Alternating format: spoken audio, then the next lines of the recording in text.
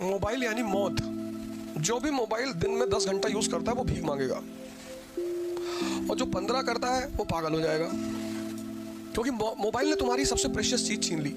सोचना, जो भी इस वर्ड को समझेगा उसका 2 साल में सिलेक्शन हो जाएगा। तो बोले यार ऐसा करो, अब देखो आईएएस बनने का तरीका बता रहा हूं, इस कहानी से गौर से सुनना। अब जो आदमी 2000 करोड़ रुपया कोचिंग इंडस्ट्री से कमाया है, अगर वो मेरे ऊपर इल्जाम लगाए कि अवध ओझा ने पैसे के लिए कोचिंग छोड़ दी, तो मैं तो छोड़ूंगा।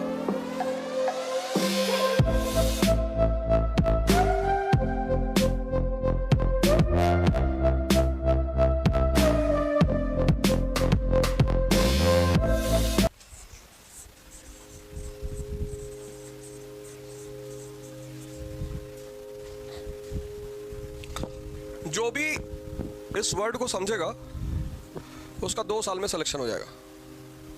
2 साल लगते हैं इस तैयारी को, लगते ही लगते हैं। मैं उस पर भी चर्चा करूंगा क्यों लगते हैं 2 साल, और हर चीज हर एंगल, फिर तुम्हारे जो क्वेश्चन होंगे वो पूछ लेना। इस तैयारी में 2 साल लगते हैं, और ये तैयारी है, प्रिपरेशन। इस वर्ड को जो समझेगा बस उसी का सिलेक्शन होगा, जो नहीं समझेगा वो कयामत तक तैयारी करेगा। कुछ चीजें हैं जिन्हें समझना है। अगर तुम वो समझ गए, डॉक्टर अंबेडकर एक बात समझ गए कि ये जो अपर कास्ट है इंडिया में, इसकी ताकत क्या है? एजुकेशन। समझ गए, वो नाहक में महान नहीं बने। तुम लाइव देखो, मैं तुम्हें लाइव एग्जांपल दे रहा हूं। वो एक बात समझ गए कि यार जो पढ़ेगा नहीं वो मजदूर, जो नहीं पढ़ेगा तो वो मजदूर बनेगा। क्यों बनेगा? क्योंकि पढ़ाई तुम्हारे सोचने की क्षमता को बढ़ाती है। बस पढ़ाई करके कोई राजा नहीं बनता। यह भी एक बहुत बड़ा फैक्ट है कि राजा बनने के लिए पढ़ने की जरूरत नहीं है। शराब की फैक्ट्री भी है तो भी राजा बनोगे। तो राजा बनने के लिए जरूरत किसकी है? समझ की।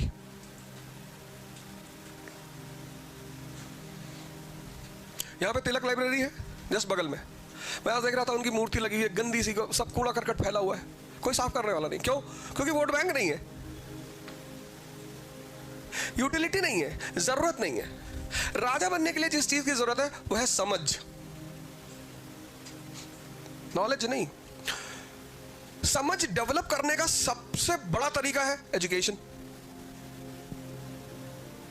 सबसे बड़ा एजुकेशन। तो एजुकेशन जब समझ को बढ़ा देगी तो वो आदमी अब लेबर तो करेगा नहीं, राय देगा। An idea can change your life.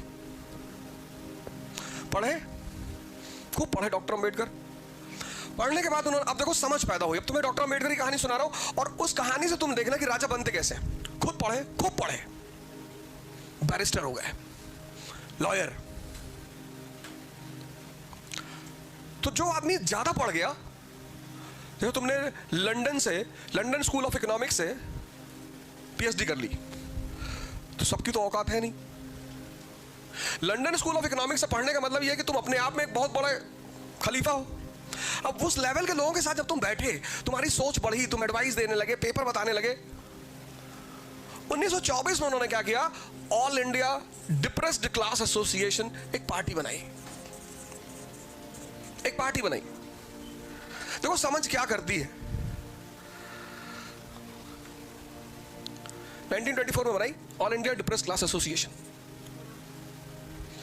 क्योंकि भारतीय मांग रहे थे क्या? पॉलिटिकल राइट्स, कि साहब हमको और पॉलिटिकल राइट दो, और पॉलिटिकल राइट दो, और पॉलिटिकल राइट दो। तो इन्होंने एक पार्टी बनाई कि हम डिप्रेस्ड जो क्लास है, डिप्रेस्ड, किसी जाति का नाम नहीं लिया, डिप्रेस्ड, उसमें औरतें भी शामिल है।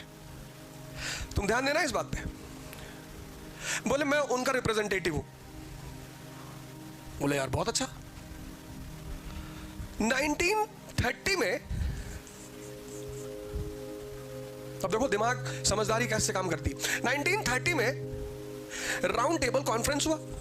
भारत की सारी पार्टियों को बुलाया गया कि बताओ क्या क्या चाहिए तुम लोगों को। पहला कॉन्फ्रेंस हुआ ना, तो कांग्रेस नहीं गई थी पहले वाले में। कांग्रेस ने पहले वाले का बॉयकॉट किया था, सिविल डिसोबीडियंस मूवमेंट चलाया था। कौन कौन गया था? ये party all India depressed class association गई थी, हिंदू महासभा गई थी, मुस्लिम लीग गई थी। अब अगर अंबेडकर, डॉक्टर अंबेडकर पढ़े नहीं होते तो यह समझ उनको कैसे होती कि हक मांगने के लिए राजनीतिक गलियारे में जाना पड़ता है।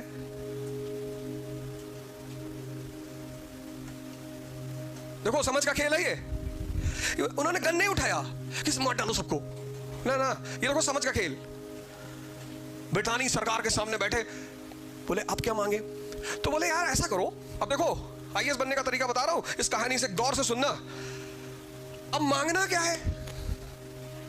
तुम रिप्रेजेंटेटिव बन के गए, अब 545 लोग मेंबर ऑफ पार्लियामेंट है, लोकसभा, सारा कानून वही बनाती है। और 545 में से 400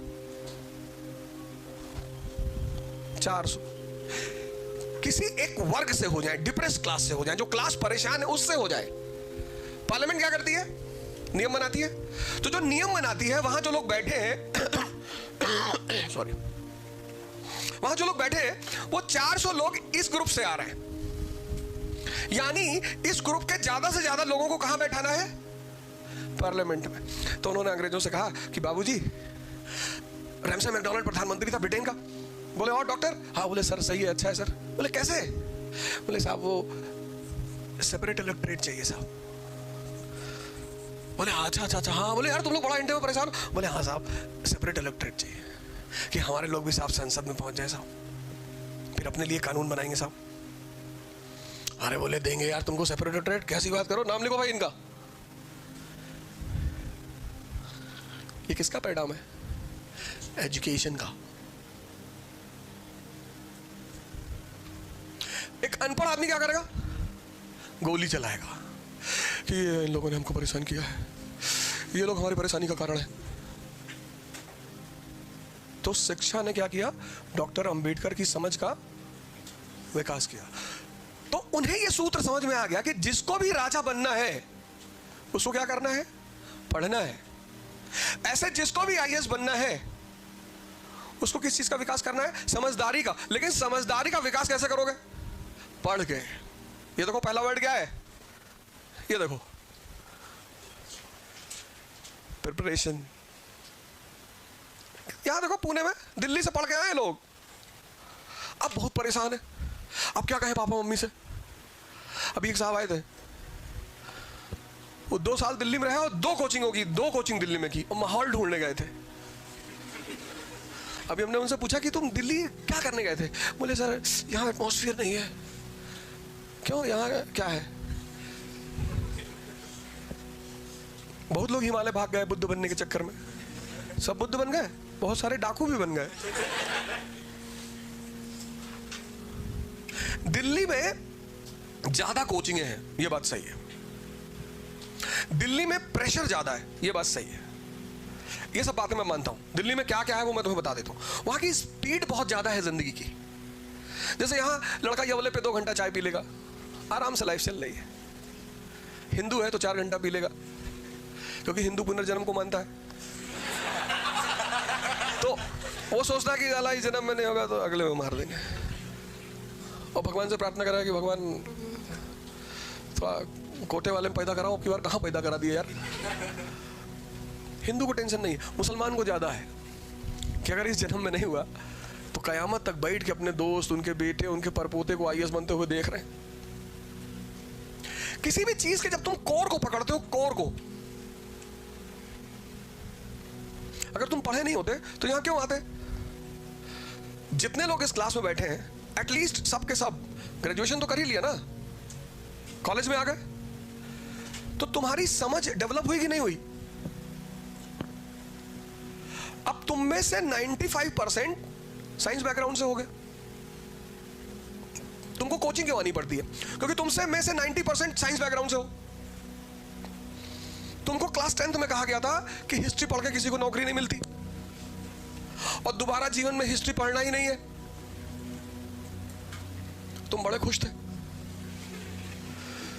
तुमने 11th में पीसीएम लिया, फिजिक्स केमिस्ट्री मैथ। फिर तुमने आईआईटी की कोचिंग कोई ज्वाइन कर ली 11th में ही, कि 11th का सिलेबस भी खत्म कर लेंगे और साथ में आईआईटी का सिलेबस भी खत्म कर लेंगे। तो 11 12 तुम आईआईटी की इंजीनियरिंग की तैयारी की है, 10+2 क्वालिफाई किए, फिर क्वालिफाई करते हुए अगर नहीं हुआ तो फिर 1 साल कोटा चले गए, फिर वहां इंजीनियरिंग की तैयारी की। फिर पापा ने कहा कोई भी कॉलेज मिल रहा है कम से कम ले लो यार, एक टप्पा तो लग जाएगा कि इंजीनियर हो, निकम्मे तो नहीं हो। बोले इंजीनियरिंग कर ली। अब इंडिया में इंजीनियरिंग करने से क्या फायदा? कोई फायदा ही नहीं, क्योंकि आदमी यहां इंजीनियरिंग करने के बाद एमबीए करता है।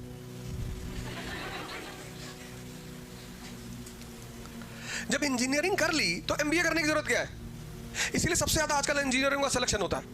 उनकी बेइज्जती बहुत होती है, जिसकी बेइज्जती ज्यादा होती है उसका सिलेक्शन ज्यादा होता है। लोग हमसे पूछते हैं कि सर इंजीनियरों का इतना सिलेक्शन क्यों हो रहा है? मैंने कहा इनके अंदर आग लगी हुई है कि 10-10 साल पढ़े, पता लगा इंजीनियरिंग कर लिया, फिर पापा कह रहे हैं कि यार एमबीए कर लो, शादी फिर भी नहीं हो रही है। तो ये गुस्से में तैयारी कर रहे हैं। अब तुम सोचो, अब तुम एक तो छोड़ आए ह्यूमैनिटीज, तुमको पता नहीं थी, पता ही नहीं था, तुमको पता ही नहीं है कि साहब ये सिविल सर्विस में history, geography, economy, polity, science, general, ecology and environment.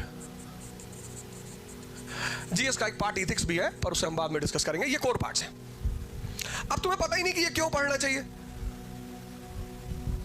ना तुम कभी पढ़े और ना तुम्हें पता है कि क्यों पढ़ना चाहिए। तो जो भी आईएएस की तैयारी करेगा उसका पहला फेस होगा इनको पढ़ना।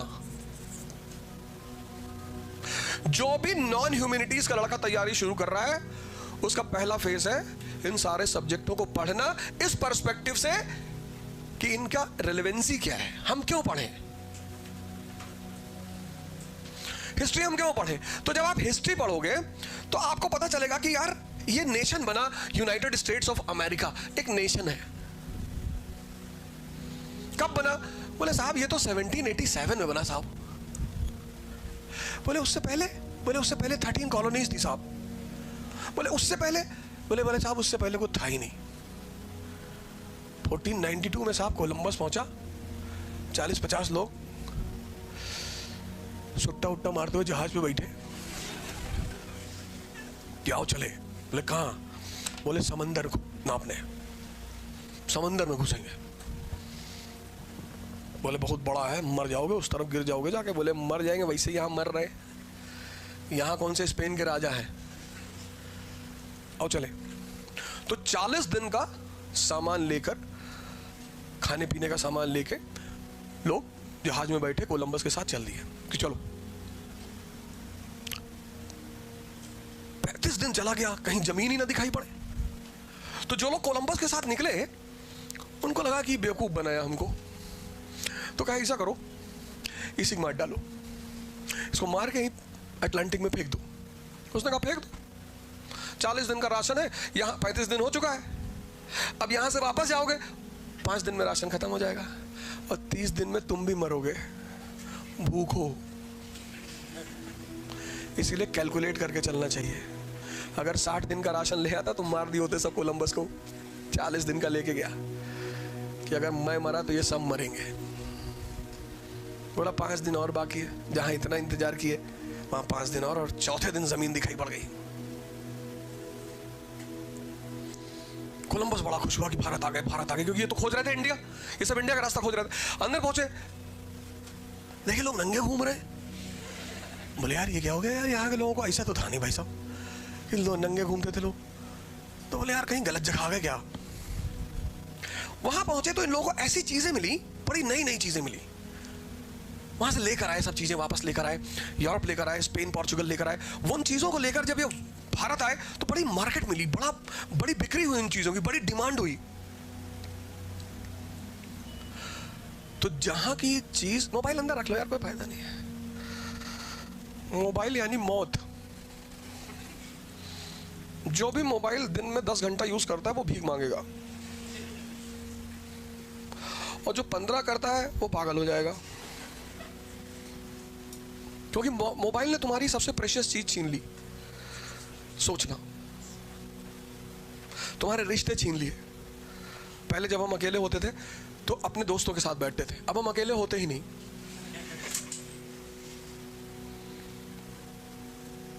मतलब हम अपने समय की बात बता रहे हैं तो हमें शाम को निकलना ही होता था। एक पर्टिकुलर एरिया होता था, चाय की दुकान होती थी, वहाँ सब इकट्ठा होते थे, एक चाय लेते थे और भी बहुत कुछ लेते थे और बैठते थे और डिस्कस करते थे, एक दूसरे से बात करते थे, कंपनी देते थे, एक दूसरे को मोटिवेट करते थे, एक दूसरे की परेशानी में हिस्सेदारी करते थे। ये दोस्ती का मतलब होता था। किसी के फादर एडमिट है तो उसके साथ रात भर हम भी हॉस्पिटल में रहते थे, उसको हिम्मत मिलती थी। तो जब हमारे फादर बीमार हुए तो वो लोग हमारे साथ हॉस्पिटल में रहे, इसको भाईचारा कहते थे। मोबाइल ने वो सब मार दिया, सब खत्म कर दिया। आपको जरूरत ही नहीं जब तक आप क्रिटिकल कंडीशन में नहीं आएंगे। भाई आप किसी के पास कब जाएंगे? जब आपको किसी की जरूरत है। मोबाइल ने आपकी जो जरूरत है दूसरों की वो खत्म कर दिया। और सबसे बड़ा झटका दिया, हम कभी क्लास में मोबाइल लेके नहीं आते, कभी। इतनी इज्जत दिया इस प्रोफेशन ने, इतना पैसा दिया और दिया ही जा रहा है, कंपनी पे कंपनी छोड़े जा रहे हैं। बहुत लोग कह रहे थे कि इकरा में नहीं पढ़ाएंगे, अनअकैडमी में चलेगा। इकरा मेरी कंपनी है, पढ़ाने ना पढ़ाने का सवाल ही नहीं उठता। अनअकैडमी वाले ज्यादा पैसा दे रहे थे। तो दिल्ली में जितनी कोचिंग है वो संत थोड़ी है सब, वो भी 2-2 हजार करोड़ रुपए कमाई है। संकल्प में हम पढ़ाते थे, वो एनजीओ थी, उसको आज तक नहीं छोड़े। वो 200 रुपए घंटा देती थी पढ़ाने के लिए, वहां आज भी पढ़ाने आते हैं। अब तो खैर नहीं चलती, लेकिन जब उन्होंने बुलाया तब मैं पढ़ाने गया। अब जो आदमी 2000 करोड़ रुपया कोचिंग इंडस्ट्री से कमाया है, अगर वो मेरे ऊपर इल्जाम लगाए कि अवधोजा ने पैसे के लिए कोचिंग छोड़ दी, और मैं तो छोड़ूंगा। मेरी जिंदगी में एक ही चीज क्लियर है, मेरे कॉन्सेप्ट्स। मुझे पता है ये सारी दुनिया कुछ भी बोले, जहां मैंने एक बोरा नोट रखा वैन में और लुटाना शुरू, ये ले। उससे परसों मुझसे पूछे करप्शन कैसे खत्म होगा? इस देश के आईएएस अधिकारी, पॉलिटिशियन बहुत करप्ट हैं। बिल्कुल नहीं करप्ट है। इस देश के सबसे अच्छे हैं इस देश के अधिकारी और राजनीतिज्ञ। तो फिर करप्ट कौन है? जनता। 1000-1000, 2-2 हजार रुपए लेके वोट देते हो, तो जो आदमी इन्वेस्टमेंट करेगा वो अपना पैसा वापस नहीं लेगा। इन्वेस्टमेंट का मतलब क्या होता है? प्रॉफिट। फिर चिल्ला रहे हो, हमको बेवकूफ बना दिए। तुम हो बेवकूफ। जब तक इस देश का आदमी शराब और पैसे के बदले में वोट देना नहीं छोड़ेगा, तब तक इस देश में करप्शन कभी नहीं खत्म होगा। तो इस तरह से करप्शन इस देश की जनता में है।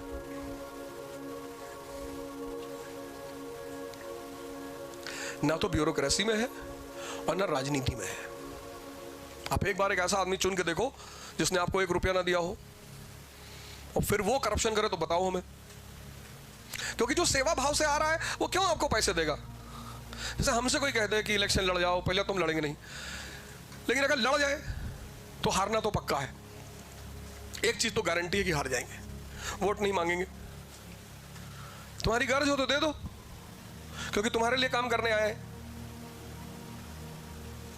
अब तुमको पढ़ाने आए, तुमको रास्ता बताने आए, तुम्हारा ही पैर छुए कि स्टूडेंट नाराज भाड़ में जाओ, भाग जाओ, हटो यहां से। तो तुम्हें 1-2-3 काम करने पड़ेंगे। ये जो नेता तुम्हारे पैर छूते हैं, इनको रोकना पड़ेगा कि भैया पैर मत छुओ हमारा। ये इन्वेस्टमेंट करते हैं,